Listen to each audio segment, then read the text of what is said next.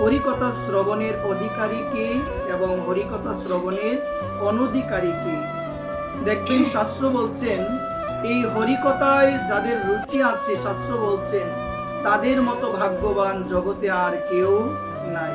এটি মহাপ্রভুর মুখের বাণী। হরিকথায় রুচি যার জগতে সেই হলো সব থেকে মহাভাগ্যবান। এই জন্য ভক্তগণ, আজকে হরিকথা শ্রবণ করার জন্য, ভগবান শ্রী হরির মহিমা শ্রবণ করার জন্য আমরা এই জায়গায় এসেছি।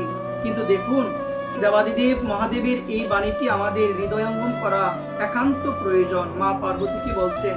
হরিকথা শ্রবণের অনধিকারী, মানে কাদের অধিকার নেই?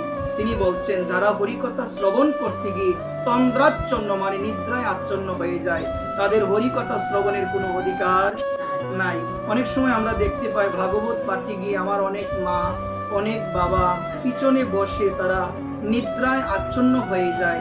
দেবাদিদি ভগবান শঙ্কর উনি বলছেন ভাগবত পাঠে গিয়ে যারা নিদ্রায় আচ্ছন্ন হয়ে যায়, যারা তন্দ্রাচ্ছন্ন হয়ে যায়, হরিকথা শ্রবণে তাদের কোনো অধিকার নেই। প্রকৃতপক্ষে হরিকথা শ্রবণ করতে গিয়েছে তারা, কিন্তু তাদের কোনো মঙ্গল হবে না, তাদের কোনো পরিবর্তন হবে না।